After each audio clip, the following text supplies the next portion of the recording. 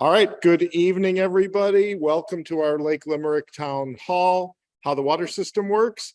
Thank you to all of you that are here in person in the Great Hall. You're either here because you're interested or you just wanted to cool off. Either one's a good answer. I'd also like to welcome everybody watching via Zoom. Just so you know, the presenters cannot see you on the screen as they're presenting, but we know you're there and we appreciate you making time this evening. My name is Mitch Robinson and I am your MC this evening. My job is to help us get through on time working with our amazing volunteer elected water committee that will be presenting this evening. A couple things. First of all, I'd like to thank and acknowledge we have some of our board members present with us here in the Great Hall. We have Connie, our treasurer, Pat Paradise, one of our board members, and I'm sure there's other board members that are watching via Zoom. So thank all of you for your service. We also have our community association manager, Roger Milliman, who's here. Roger, thank you for joining us. And I'm sure there's other important people that I don't recognize that are here either on Zoom or in the Great Hall. And of course, you'll meet our water committee in a second. So thank all of you for being here. Just so you all know, we are recording this because we are going to post it on the Lake Limerick website after we get it all ready. So just please be aware we are recording things tonight. A special welcome to everybody that's on Zoom to improve the audio experience, not only for you via Zoom, but also the people in the Great Hall. Please keep yourself muted until the Q&A portion of the program, and you people in the audience live stay muted as well. Okay, that's a joke. We're going to have tonight a 45 to 60-minute presentation from the Water Committee and a special guest, followed by 15 minutes of Q&A. And our promise to you tonight is to please let us get through the presentation in whole, and then we will take questions. And if we don't have time to take all the questions, we'll be providing an email address for you at the end. But our goal is to get through this content and then have time to take your questions. Right now, we're in the middle of welcome and introductions, which I'll continue in a moment. Then we'll do the overview of the water system. We'll give you a brief financials 101 that I know many of you have been waiting for years. We'll talk about the important topic of fire suppression, a little talk about future planning, and then some Q&A, as I just said, at the end. And before we forget, let's not forget that we have a website and there is a lot of information there and we don't have time to cover everything on the website.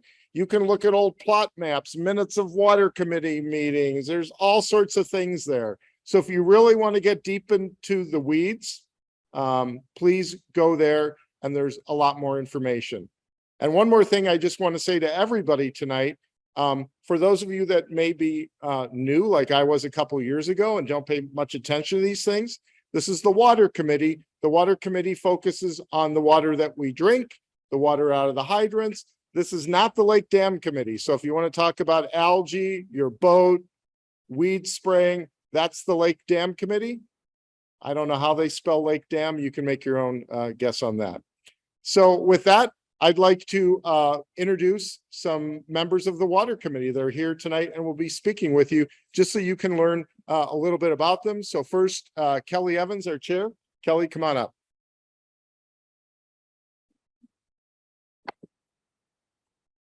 When we first proposed having a water committee, I thought, or a water committee town hall, I was thinking, gee, I want to start out with in a positive sense and say, I'm delighted to be here. And the more I thought about it, the more I thought, But after we really got into the information that we want to share with all of you, yes, I'm absolutely delighted to be here because we've got a good story to tell, and it's a true story. So about me, I am the chair. We moved to Lake Limerick in 2019 after having a summer home or a vacation home here. So we have two properties.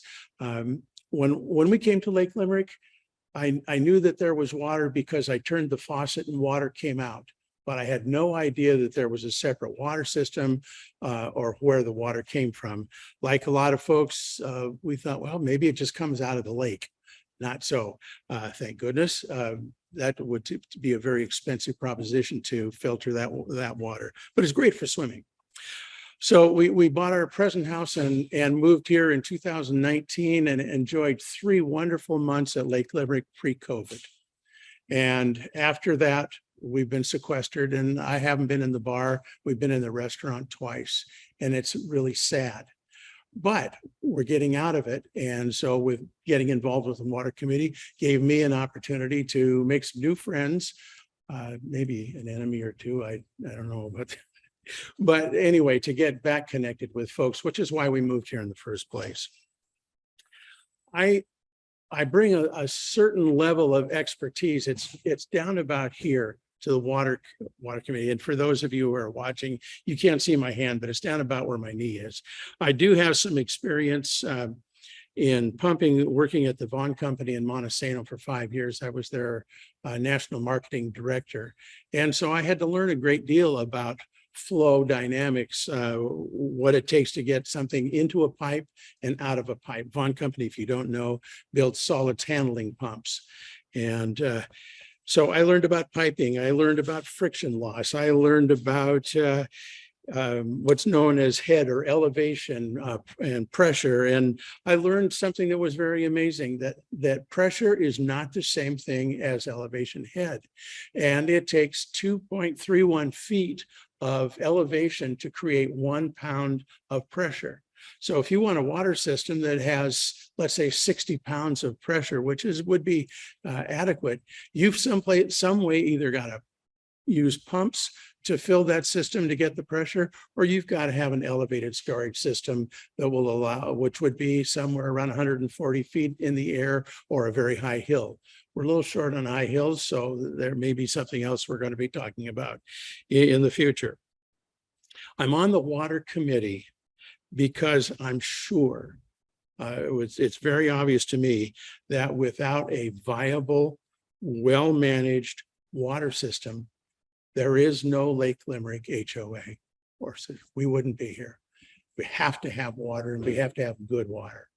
And the second reason is because I care deeply about this community. So I also want to tell you just a brief bit about 2 people who could not be with us tonight. Ann Moen, who joined the water committee last fall, I'm getting a little ahead of myself. She's our secretary and doing a great job. She is currently an emergency planner with the Kitsap County Public Health, and her planning skills are what she brings to the water committee. So it's a great little deal of expertise there. Bruce Bronson also joined the water committee in late 2021, and he's taken on the monumental task of researching low cost and no cost sources for loan and grant funding. And while we don't have anything concrete to offer you yet, the fact that he is looking into it and says, yes, there's money out there. We just have to figure out how to get it. The email I got from him today says he has contacted 6 different grant writers in the area, in the Olympia area, that would help with that.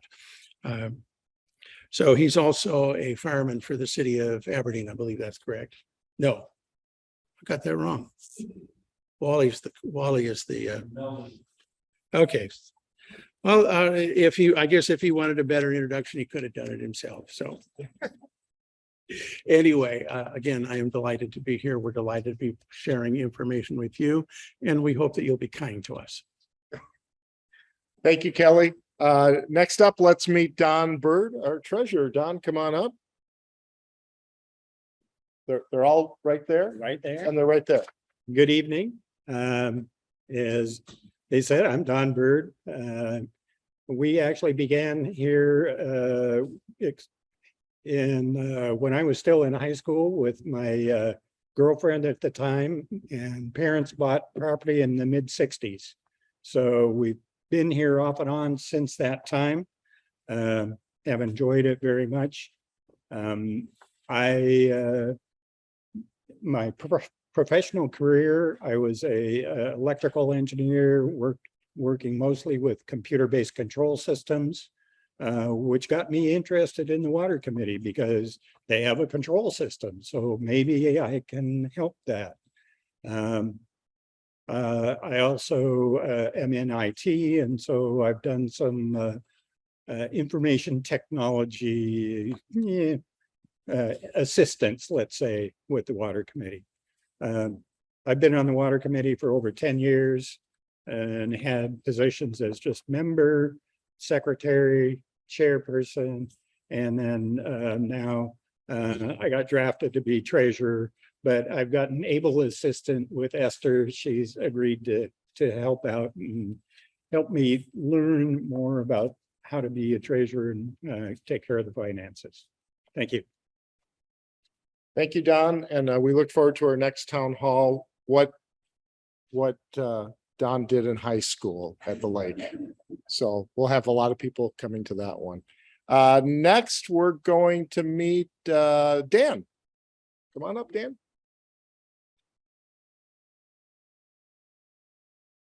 Hi, everybody. Dan Casano. I was down here when this place originally was developed as a child. My parents owned property on here. Spent probably 10 years screwing around as a kid down here. And then later on, when I could afford it, I was able to buy down here. We've been here about a dozen years now. I spent 35 years at Boeing, retired, system engineering management type tasking. So I try and bring a trade study approach and system engineering approach to some of the things we're looking at for the future business we're going to be doing here. So thank you. Thank you, Dan. And Wally,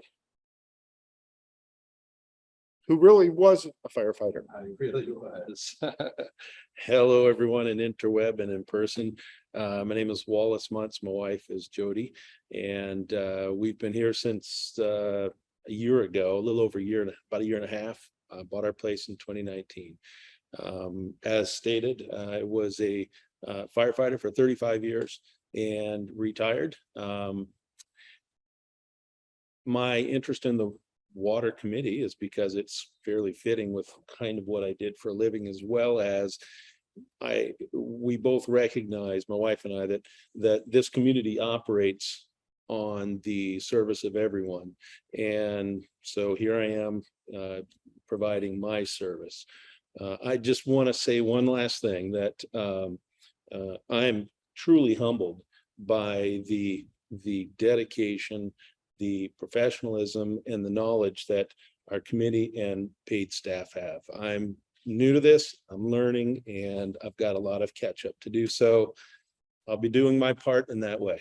Thanks. Thanks, Wally. Appreciate that. And just as a reminder, all our water committee members that you met and we've talked about so far, you elected them as members in good standing, and they are volunteers putting in their own personal time to try to benefit everything we need. Next, let's meet the guy that gets paid to do this. And that's Chris McMullen that joined us this past year, right? Yes. So Chris, go ahead. Good evening. I'm the new kid in town. I've been here about 4 months to manage the water system.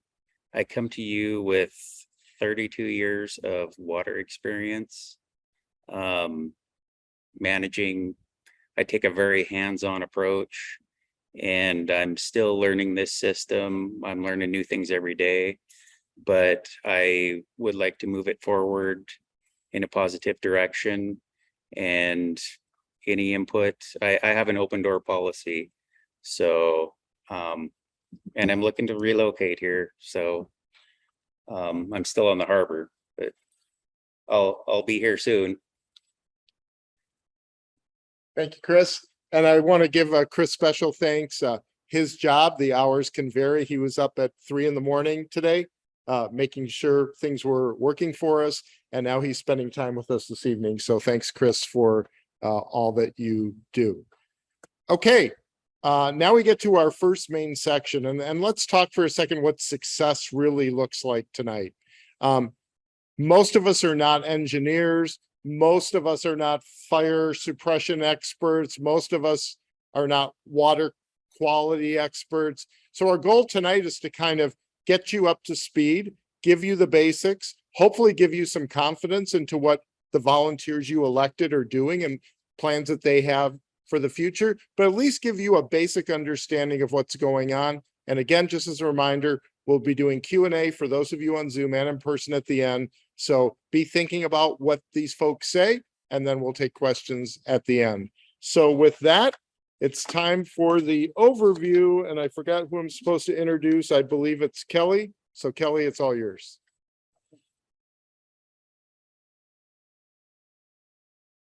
We've done a lot of planning for tonight. And I did a rough estimate of the person hours that went into the planning from the committee, from Roger, from Mitch, from the board of directors, from Chris, from Esther, and it was well over 150 hours of meeting time and trying to learn as much as we could so we could share with you. And we're trying to cram that down, what we've learned in that amount of work, down into an hour's presentation. That's a challenge. So I'm going to refer you to the slide up here that shows a brief history. And it is very brief. We started out in 1966 with the idea that Lake Limerick would be a camping facility. It's called a country club, but not a real country club. Excuse me, Kelly, the birthday boy has got a drink delivered from the neighbor.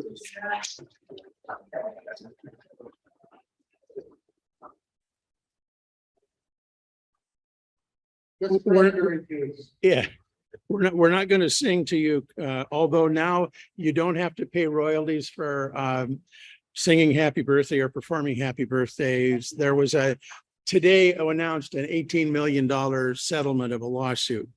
So if you look up there, so you can see one of the early publications promoting Lake Limerick before there were very many people here. There are also some photos that show what a camping lot looked like. Now I'll have to admit that the black and white photo up there was saved as black and white, but it's very current. But it does show what this place started out as, empty lots or lots with lots of trees and a water spigot and maybe power, but probably not. Over time, the development of permanent housing, people thought, gee, this would be a great place to live year round. Let's build a house, or we should have a cabin here, or we need to do more than a tent. And so there became increased water needs. Instead of having a few dozen people clamoring for water, we all ended up with 500 people that needed to have water. And that required, along with the beginning, to build a water system. Ultimately, we have drilled 7 wells. We have reserved well sites for additional wells if they're needed. And we can pump right now, we're guessing, estimate an educated guess, somewhere over 900 gallons a minute into our system if we need to, plus the thousands of gallons of storage that we have in the tanks that you see around at the wells.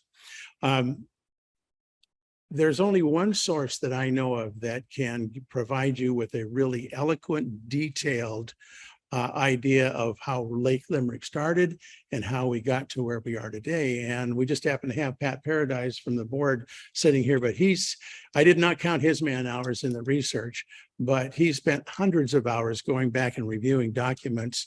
And if you want a history of all the things that have happened with water system and other things at Lake Limerick, it's available in a version that he has published and put on our website. If you go to the website under minutes, is that right? Then you can find your review. Under documents, okay. So he will have a lot of interesting information to say. The other thing that I want to point out is that the photo, it doesn't show there. Okay, never mind. For that, that's all I'm going to say about our brief history. Look at what Pat has put together. It's an amazing document. So we're going to move on with Don.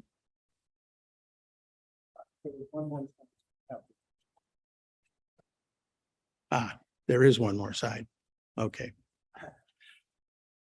The current capacities, and I thought you were going to talk about that, but that's all right. Chris is. Somebody will. The current capacities for the water system, we have 478,800 gallons of storage, and we can pump out approximately 944 gallons per minute. That's it? Wow, that's all we need. All right, who's got the next slide? I'm reading what's on the slide. I hope people at home are. Okay, go ahead, Don. Okay. So on the next slide, you can see the various stakeholders and those that are responsible for coordinating and integrating the activities of the Water Committee, and also the organizations that have oversight on what any water system within the state deals with, and the laws and rules that the water system has to adhere to. The Water Committee, you've all been introduced to the Water Committee, and there'll be further information about what the Water Committee is about and what they do. Water Manager, Chris, we're so happy to have Chris on board. He's been doing a great job, and he'll be up. He isn't overdone yet. He's got a lot more to say this evening. So we're looking forward to that. And of course, the Water Committee is primarily doing advisory to and oversight of the water system in Chris's capable hands, along with the other staff. And we're grateful for Chris and the other staff members, Mike Boyd and Rhonda Hunt, that helps us out immensely. So the Water Committee basically makes recommendations to the board, and the board takes action on those recommendations. And we're indebted to the Community Association Manager to assist with the office staff, with everything that's going on within the HOA organization. And also, oops, forgot my notes on. And then there's also the water system has to adhere to rules that are developed by the Department of Health for the state of Washington. It's the Office of Drinking Water. Their mission is to protect the health of the people of Washington by ensuring safe and reliable drinking water. The Office of Drinking Water regulates Group A public water systems. Those are any water systems with over 15 connections. And we have well over 1,000, more like 1,200 connections. And under the state law and formal agreement, they follow the EPA guidelines for the Safe Drinking Water Act, and that establishes minimum standards for drinking water quality. The other things that the Department of Health does is emergency response. That's their highest priority. They're in the business of preventing problems, doing water system inspections, technical assistance programs, and planning programs, and even providing information on loans and grants. And one of their other obligations is keeping the public informed and making sure that we as a water system are doing testing of the water and reporting those test results to the Department of Health. And at the Department of Health, if you dig deeply in there, there's actually a database of the test results that have recent test results that occurred. The Washington State Department of Ecology is more focused on groundwater and other water resources within the state, including lakes, streams, and so forth. What we're most concerned about is the groundwater, because our wells all draw from the ground to supply the water for our water system. And so the Department of Ecology works to protect the groundwater from pollution so that it's drinkable and meets state standards. The other thing that the Department of Ecology manages is water rights. As they say in their website, waters of the state belong to the public and can't be owned by any individual or group. Instead, a person or group may be granted a right to use a volume of water for a defined purpose in a specific place.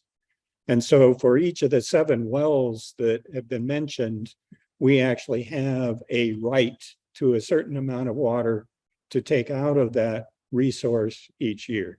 And so that's one of the guidelines that the water system has to follow. So the one other entity that Chris especially has to deal with is Mason County for things like road permits. Whenever he digs into the road to fix a water main, he has to get a permit from the county.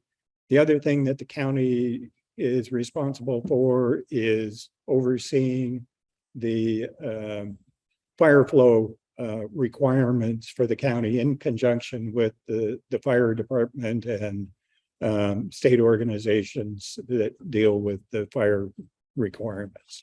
So that's it for me. And then I'll turn it over to Chris, water manager, and he can tell us more.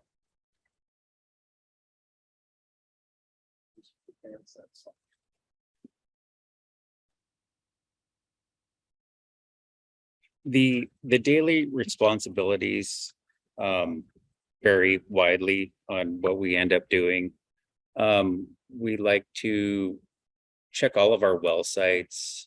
The pumps, they have hour meters, pressure gauges, and they're a good indicator of what the system is doing. If there's potential problems coming down the road, you can, if you keep good records, you can kind of see what's going on, and it builds a trend. If something's going to need to be worked on or replaced.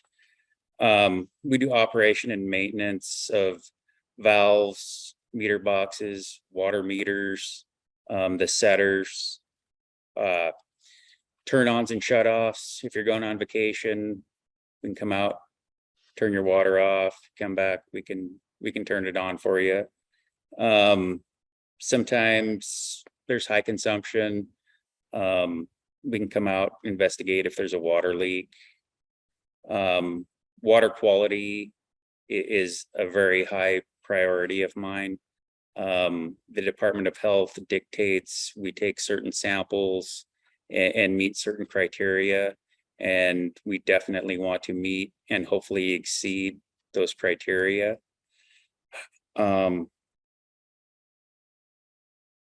We read the water meters. If you have any questions on your meter reading, call us. I mean, Rhonda.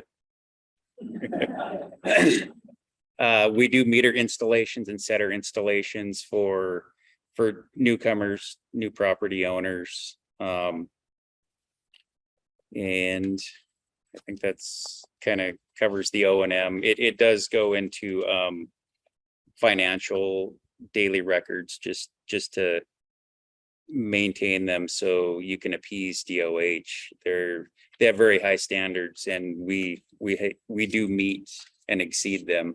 So that's my. Who's next? Man set for it. There you go. Thank you. Water Committee has some very specific responsibilities that include, we monitor the overall system operations with the water manager. We're not doing it separately. And then we look at the system needs and resources. Again, so much of this we do in conjunction with Chris and with our CAM. We work outside with outside professionals for repairs and upgrading of the system. We propose and manage a budget working with the CAM and the water manager and the board of directors. We have a whole section on budgeting because I think that's a pretty important part of what we do.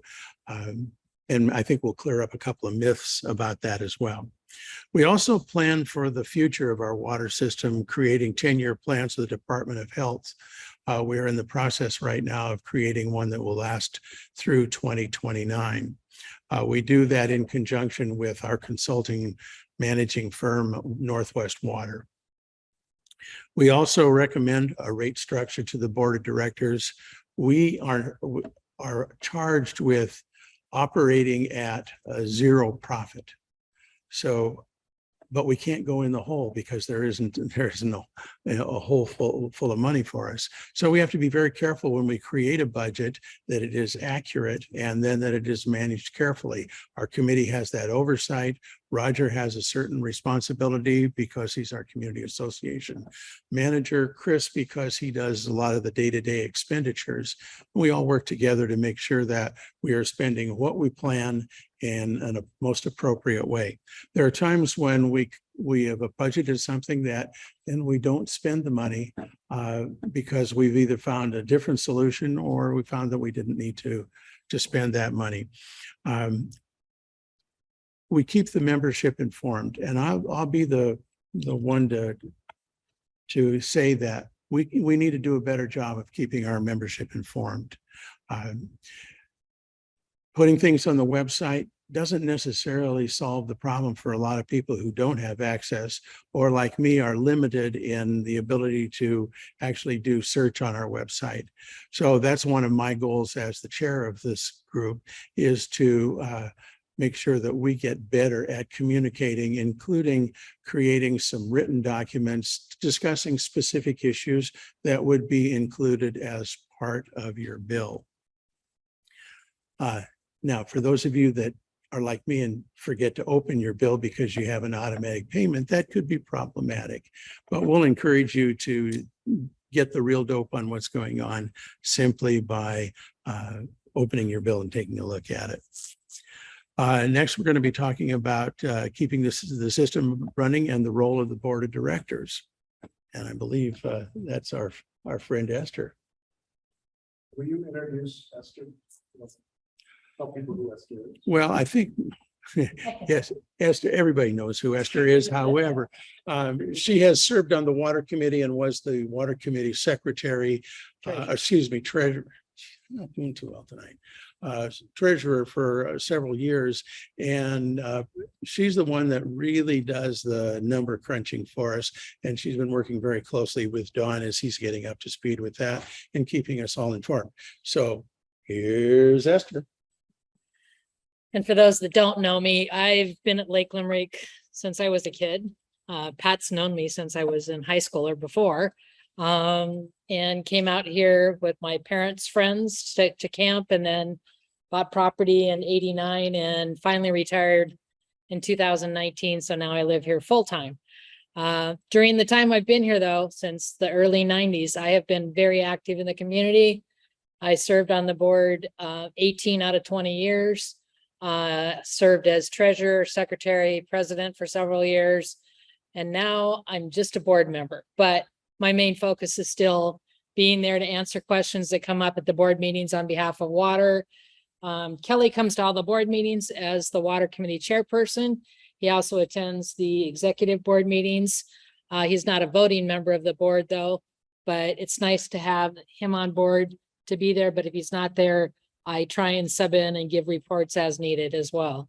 So ultimately, the way that Lake Limerick was set up, everybody, even though we have committees and you elect people on the water committee as elected officials, everything is ultimately still approved by the board of directors, and they are the last line of responsibility.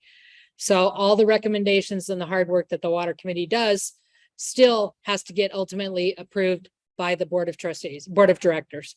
During the budgeting process that we're going through now, all of that will be done. It's done on the water committee level. We've had a couple of workshops. We've had water meetings.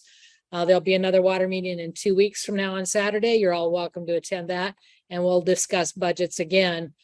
I am not the treasurer. However, I've been working real closely holding Don's hand as he learns how to do the treasurer position. So that's about all I have as far as what the board goes. Again, ultimately, the board's the one responsible. So if you have real problems with the water, don't get a resolution with the water committee, come to the board, and that's your last line of defense there. So that's it for me for right this second. Okay, and Esther will be right back in a second. Thank you, Esther, and thank you, our presenters so far. Just so everybody knows where we're at, this is supposed to be about an hour, and we're a little more than halfway through our slides, so we're kind of right on time. We know I have some important things coming up.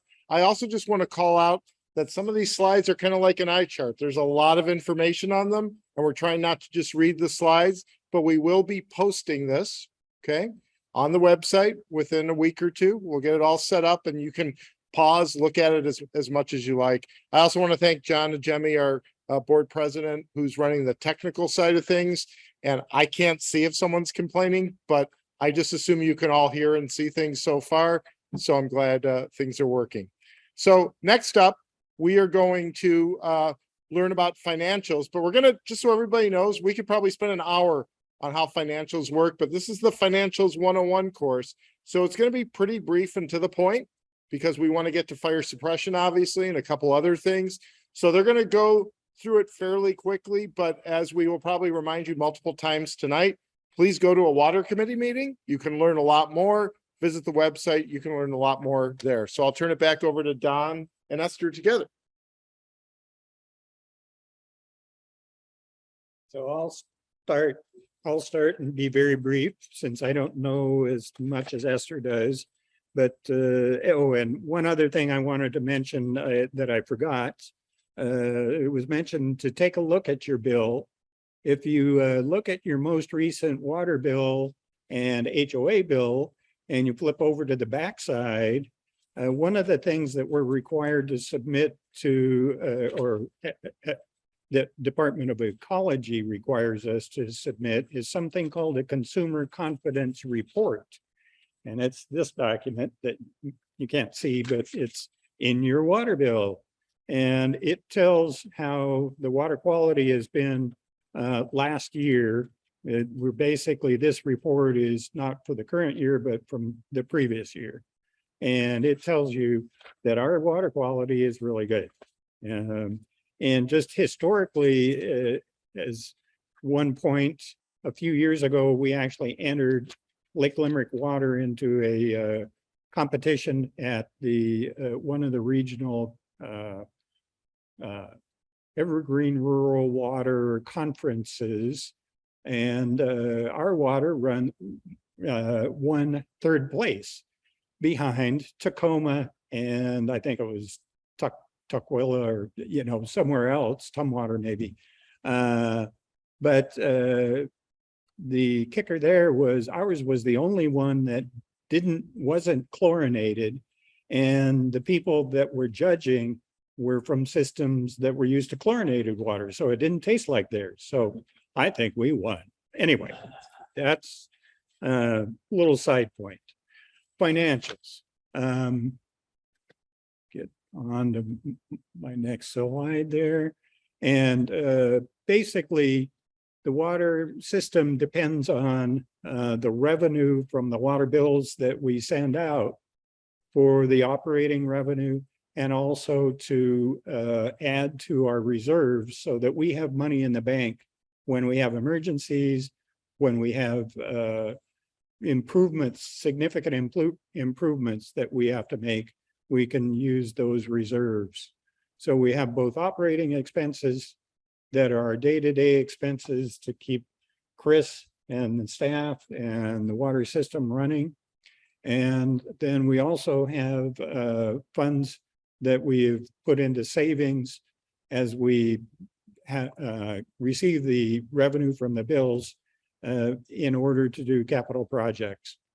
All in all, we have 5 different bank accounts and 2 accounts at Edward Jones. The bank accounts are basically the day-to-day operations, and the Edward Jones accounts are right now just for our reserves. We're in the process of actually setting up a water savings account at Edward Jones so that we can begin to accrue more interest than just 0.01% or whatever it is that the banks are giving these days, and actually earn more money on what we have in the bank accounts. The other thing that we need to do, and Connie would tell you that, is that we need to reduce what we have within the bank accounts so that we don't go over FDIC limits. So that's just an overview of the accounts. We have plenty of money in the bank. We're solvent, and our day-to-day operations are staying quite current, and we're basically on budget for the year. So I'm going to turn it over to Esther for more details. I'm gonna go quickly, so. Arrow. One of the questions that always comes up is how do we set our rates? Through the whole budgeting process, there's gonna be like 3 slides here. I'm gonna go quickly.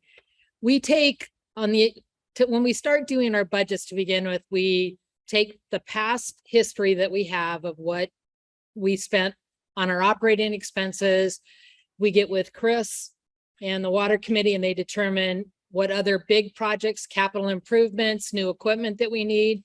We take the cost of all the operating along with those capital expenses that we have decided we're going to do for a year.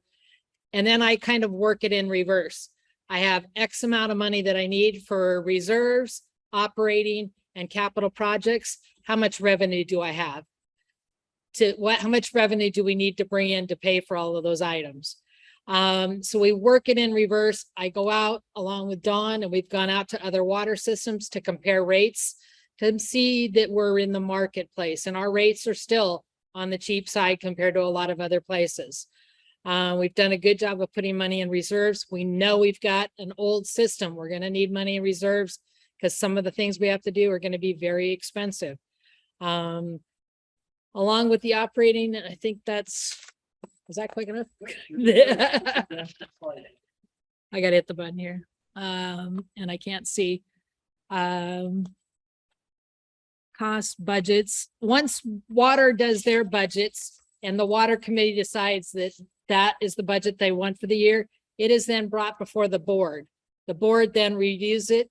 After the board approves it or disapproves it, if they disapprove it, it goes back to the water committee. We work on it some more, send it to the board again. Then hopefully the board will approve it. Once that's done, then it goes out to the membership for a vote. In the interim, there's meetings taking place, probably continue on for the next month, where we are having discussions at the water committee level.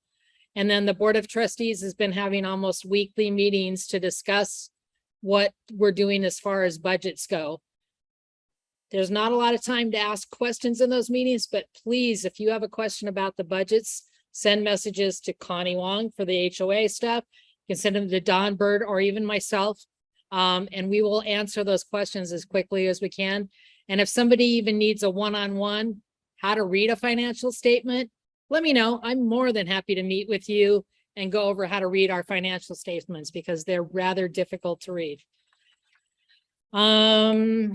The next thing I have is just a real quick thing.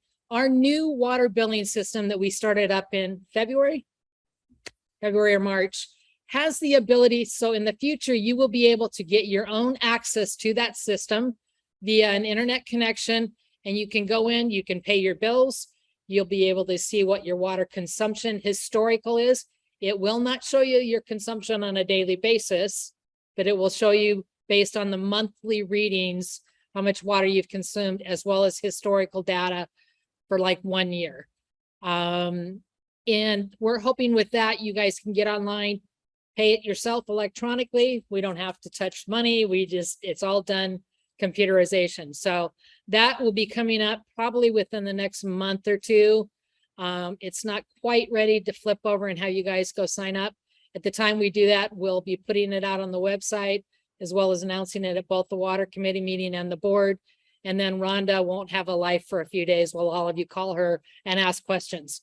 So anyhow, that's it for me. If you guys have questions, I will be here during the question and answer period. So. Great. Thanks, Esther. And thank you, Don. That was great. Okay, next up, is fire suppression, subtitle, what's going on with the hydrants? And this has been an area of great interest to many of our residents. Myself personally, as someone that moved in 2 years ago, I drive by those black bags all the time, and I could probably spend my entire life on Facebook getting 50 different opinions on what it means. And I'm not an expert at fire suppression or how to fight a fire or insurance rates or any of those things, but it can be confusing for all of us, right?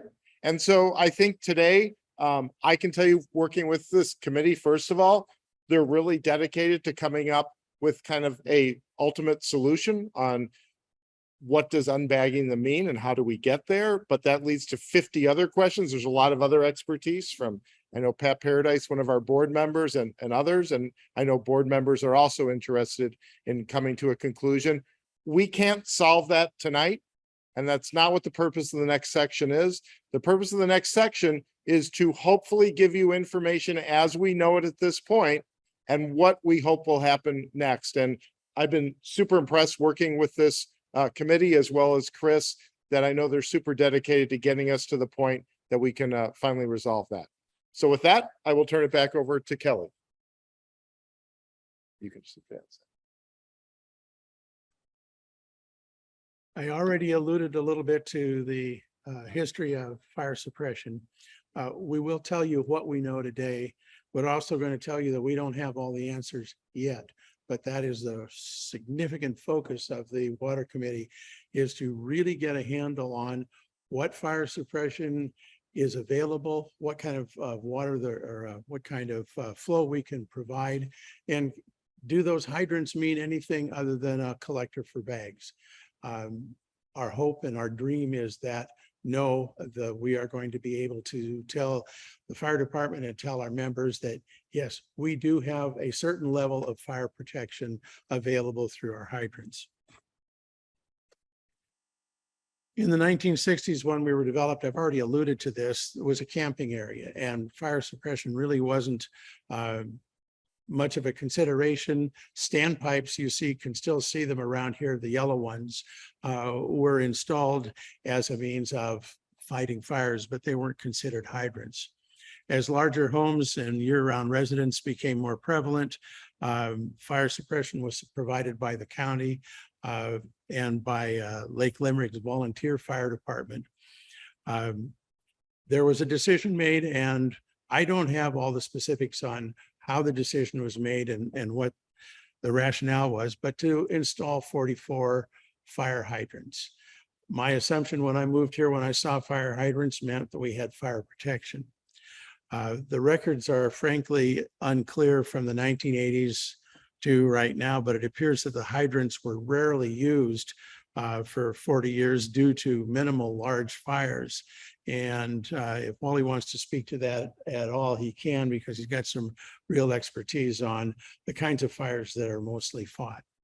In the summer of 2020, our former water manager observed a pressure drop because when they were filling a tanker, and he was very concerned that there would be a dangerous drop in our water system in using the fire hydrants. And so he made the decision to bag the hydrants so that the fire department would not inadvertently use them.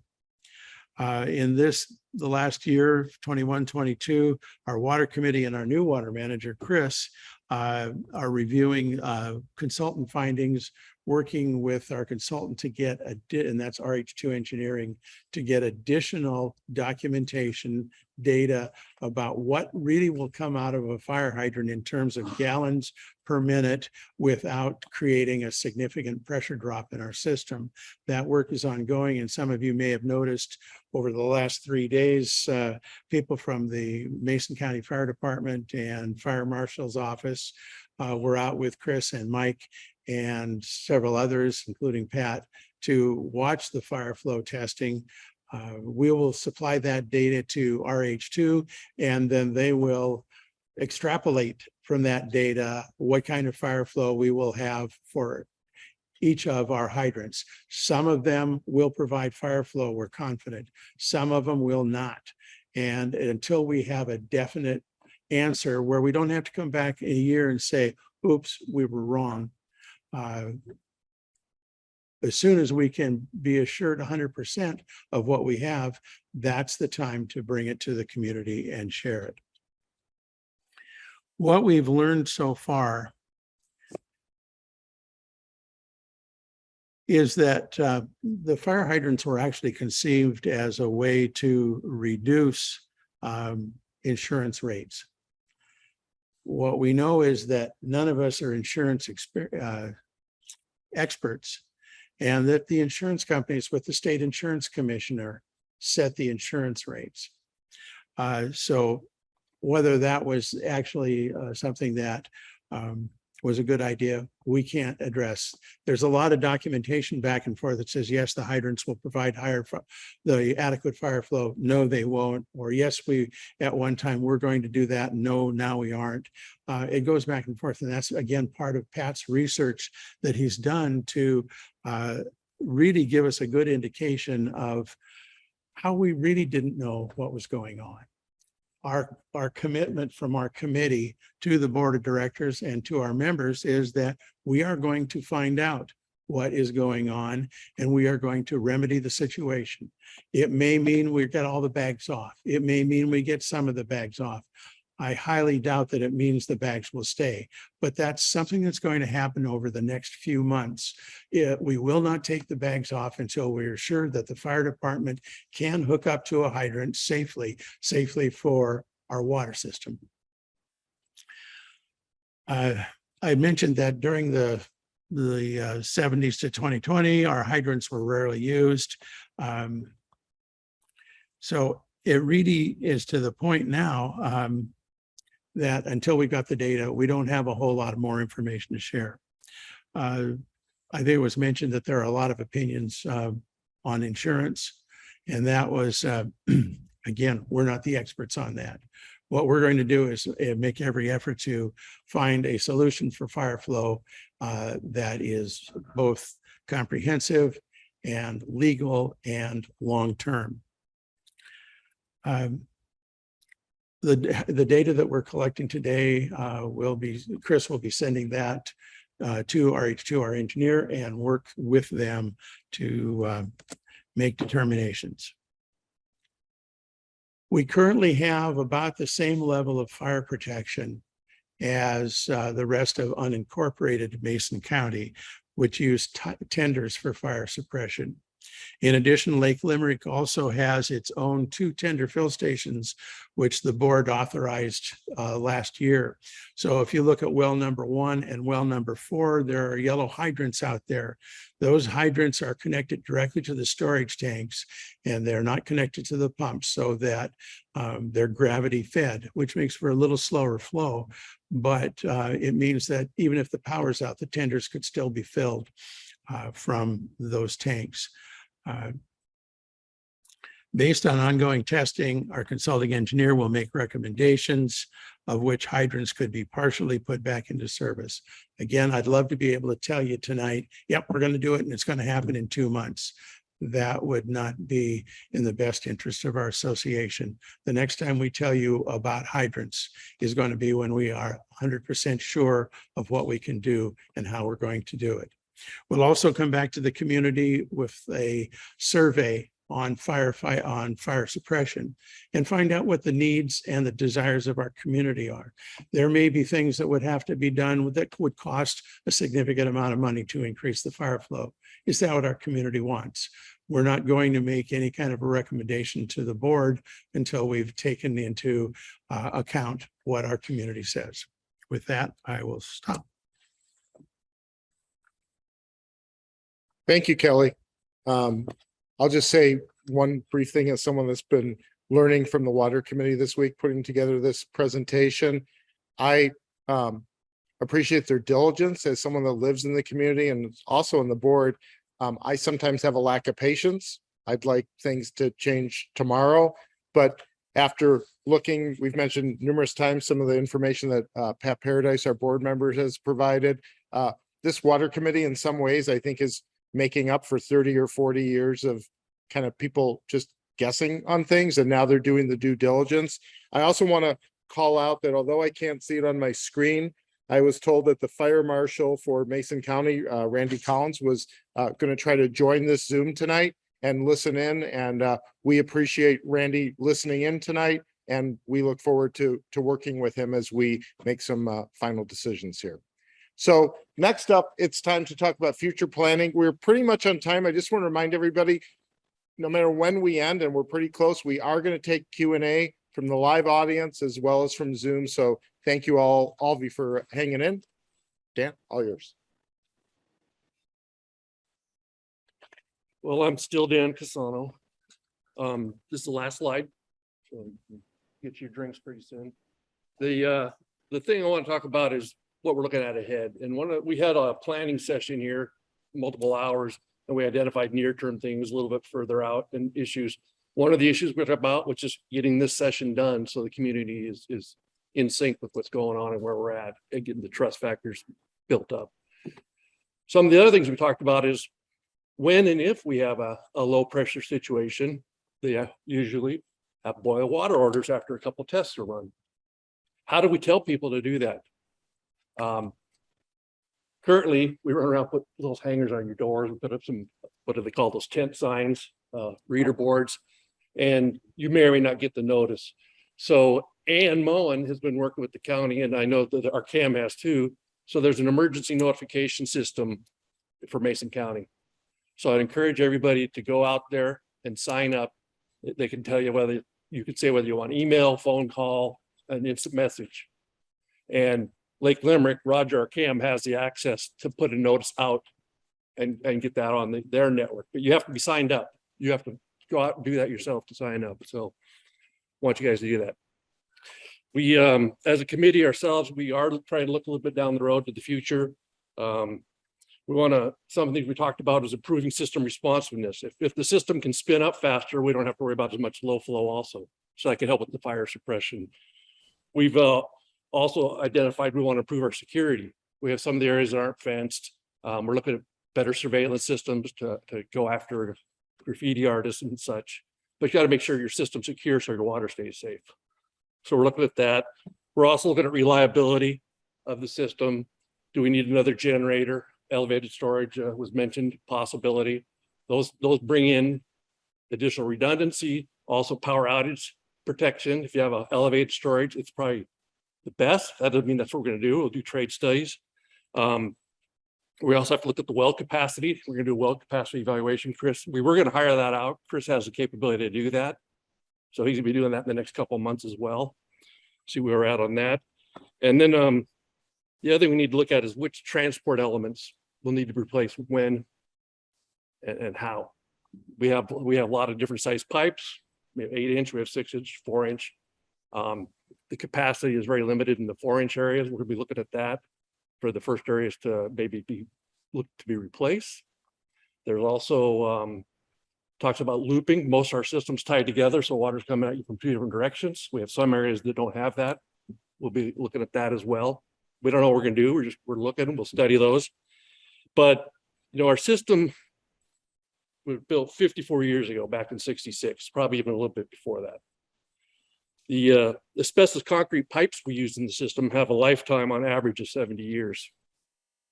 So we're about 14 years from being at the end of life for average anyway for asbestos concrete piping.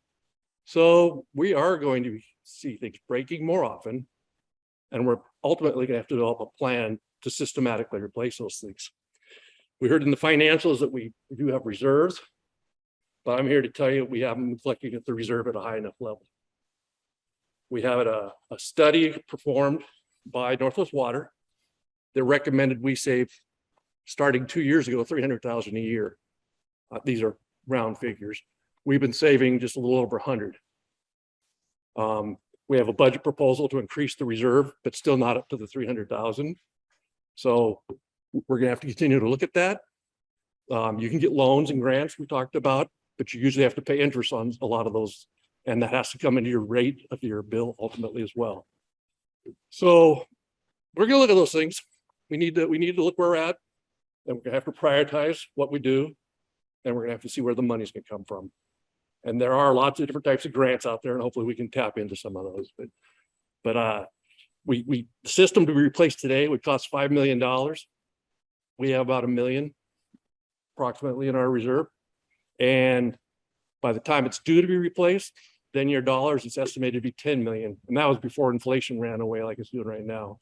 So people need to be ready and prepared that there will be more outlay required when we have to do this, or you do what they do, a special assessment at the time comes, and then you're paying out of your pocket at a higher rate. So these are things that we're gonna have to face. That's our reality. And with that, that's the end of the presentations, I believe. All right. Thank you, Dan. Thank you for your smart comments, and thank you all of our water committee volunteer. Oop, that one's mine. It's okay. There, hey, come on. It's my birthday. Don't take my toys. Please join me. First of all, can you give a round of applause to our water committee for the effort they've put in? Okay, let me tell all of you at home as well as live how we're going to do questions. Well, first, so audio kind of works. We're first going to take questions from our live audience. And if someone from the live audience has a question, I will repeat it for the people on Zoom. Then we'll take questions from our Zoom audience and I will repeat them for the people here live. Our big ask tonight is if you have a very specific question only about your property or something like that, please either email us or call the office so we can address it. We hope we get questions of a bit more general nature that can inform the entire community. Yes, John.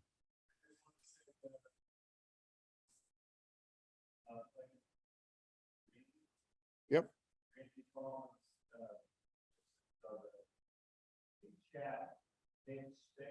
the acknowledgement that we're privileged to participate in this meeting and upon together to move to address those. All right, thank you, John. And for those of you that couldn't hear what John said, he was repeating what our fire marshal put in the chat. And again, thank you for joining us this evening, and the people in the audience just heard what John said. Okay, so with that, I'm going to first start with any live questions from this room, and then we will move on to Zoom. So is there anybody here that has any questions? Now's the time. Did we do such a great job? I see some nods that said we covered things, so I appreciate that, but certainly open to any questions. Or you're thinking that the inn is still open for a while. I understand that as well. Any questions? And by the way, we will be putting up an email address in a moment as well for if you need some more time to think about it. Yes, question.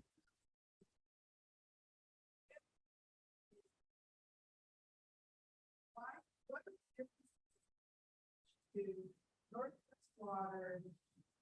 I mean, it's like we have all decide what we have internally, we have another whole hierarchy of all these. So let me try to repeat the question is basically, can you explain the difference between what some of our consultants do, RH2 and Northwest Water, and how do they help us? Somebody want to tackle that?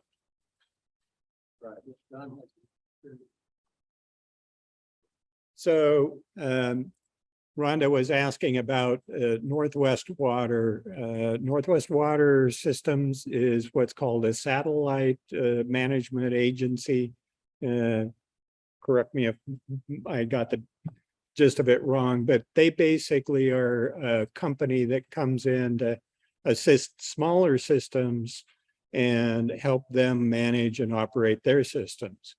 We have had Northwest Water come in on occasion when we haven't had a water manager to actually help us manage our water system.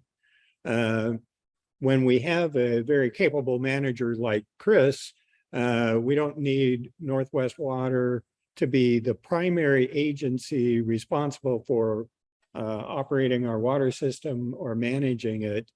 But we do have them on basically a retainer that allows us to make use of them on an emergency basis, or if Chris needs some additional hands to help with a project. So we still have them to help us out. They also have or have had engineering staff, and they were the ones that actually prepared our water system plan about 2013. And then now they're working on our current water system plan, but it's in draft form. We're also have engaged an engineering consultant in RH2 who is helping us do actual system analyses, review of our water system to look for deficiencies and offer suggestions. So they're an engineer consultant. They aren't hands-on. Northwest Water actually has engineering and some hands-on capability. We also have had in the past another engineer, Jerome Morissette and Associates, and Jerome Morissette is still kind of in the background helping us out with things, especially historical things that they worked on before.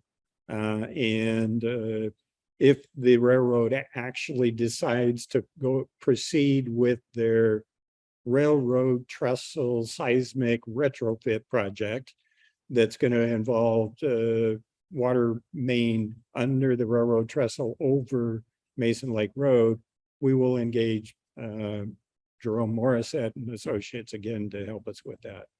So hopefully that explains a bit about your question. Great. Thank you, Don. Yep. Thank you, Don. All right. Any other questions from our live audience? Yes, sir. Go ahead. Has there ever been any thought given to the idea of what the county is the city of Shelton? Okay, I'll repeat that question. Has there ever been any thought of having the county or the city of Shelton take over our water system? Who wants to tackle that? There have been all kinds of ideas floated about the best way to manage our water system, including forming a water district. The difference between what we do now and what would happen if we made a water district or let them take over, we would have no control as members of the rates. That is a big concern. Right now, I think that we're providing the most economical way of providing water. Once it goes to PUD 1, for example, manages several water systems. Well, they're the ones that set the rates, and that's based on what they need for income. And if you want water to come out of your faucet, you pay your bill. We kind of like that too, as a matter of fact, but we don't charge as much. We've done rate comparisons, and it could be considerably more expensive to hire somebody else. However, we do have the limitations that come from having volunteers manage the overall operations of a water system. Fortunately, we are able to hire professional help in the engineers that Rhonda asked about, but also with Chris and Mike and Rhonda for the work that they do for our system. I don't think it would, I don't like that term, I do think, but I believe that it is in our best interest to always consider possibilities. But right now, I'm not sure that that was a viable option, but you know, who knows down the road. Okay. Partially, the question was, have we considered? The answer is yes, it was considered. Trade studies were done. I can't remember all four options. It's in some of that historical data that Pat had that it showed maybe even as many as 5 different options for how we can manage our system. And it was decided to stay with this. This was, I don't know, 15 years, 20 years ago. Yeah, thank you. But it was looked at, Dennis. And just for you people on Zoom, Pat Paradise from our board just added that it also could be in conflict with our bylaws to do something different, but it has been looked at over the years. Okay, we're going to try to take a few more questions. We want to get to our Zoom friends. Anybody else in this room? Everybody looks happy. So I'm going to try to turn up the audio here, and my Zoom friends, I'm going to do the best I can to hear you. And let me maybe do this. I'm going to stop sharing. And so maybe we'll be able to see folks. Oh, wouldn't that be amazing? Oh, so does somebody, I see a hand up, and I'm just going to call on Vern first, because that's the first hand. And Vern, if you could, we might be able to hear you. If not, I'll repeat your question. So go ahead. Okay, can you hear me? Yep, I can hear you, Vern. So, Okay, great. First of all, thanks to the Water Committee for all their work. My name is Vern Dugan and I live on 2531. hold on. Vern, you muted. Can you unmute again, please? Vern, can you please unmute again? I think he muted himself. Vern. Hello, Vern. You're muted again. Unmute yourself. There you I go, am. Vern. There I am. Okay, go ahead. Vern. Thank you, Water Committee.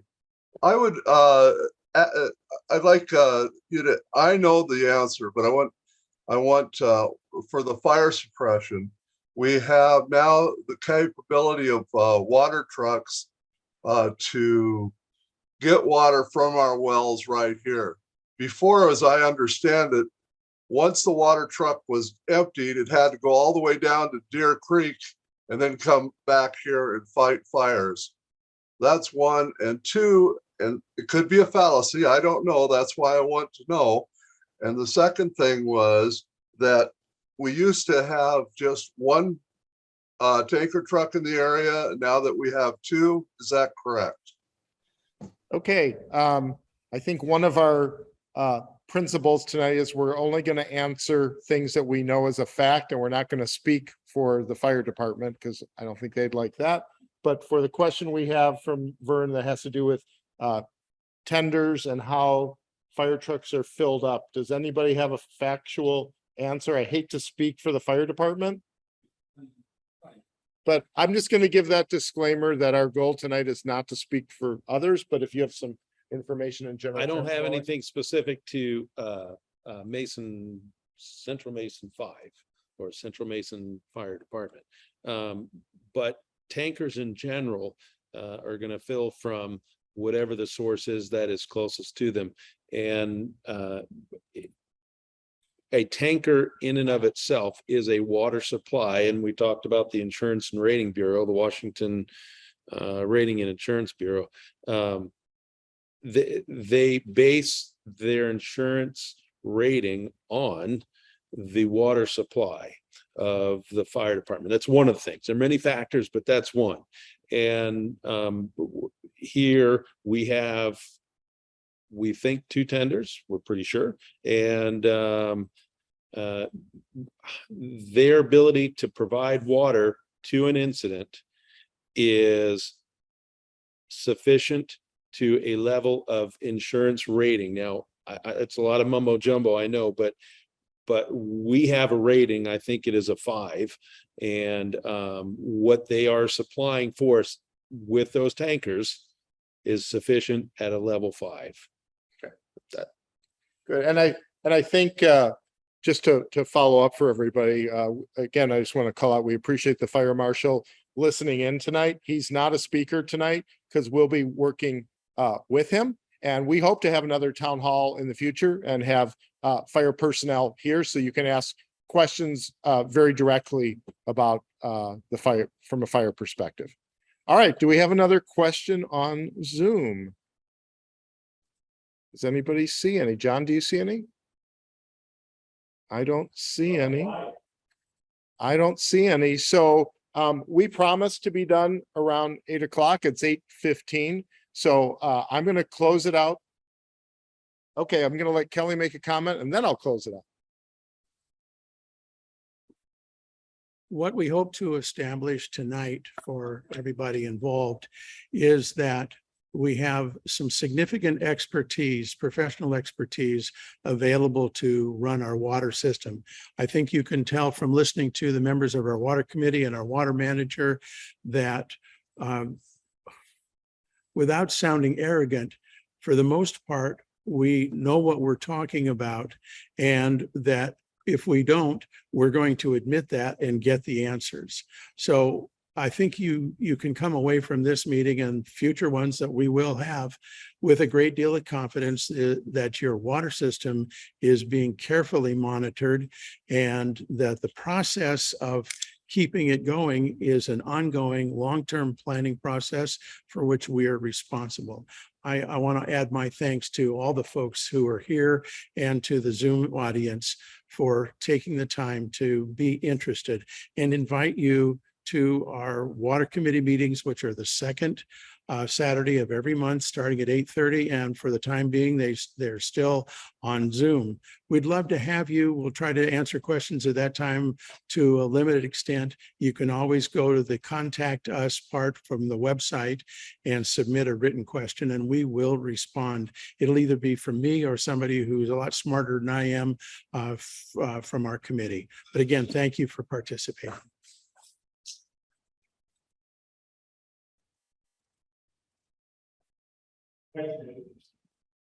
Okay, go ahead, Jim. Oh, there's a hand up? Oh, I see. Dan, it looks like you have your hand up. So if you want to turn your microphone on, I'll be able to pass on your question. Whatever you guys did to the sound system is fantastic. Dan likes the sound system. It's a major victory. Thank you, Dan. I appreciate that feedback for all of us. And John, thanks for helping us get it going. So with that, we said we would be about an hour. We hope you learned something. Just as a reminder, this will be posted on the website as soon as we can get up, so you can watch it over and over at your leisure. Many more things to follow, but we hope you enjoyed this town hall. On behalf of our paid staff that stayed late, our water committee volunteer elected board members, and I guess myself, thanks for joining us and have a great night. Thank you.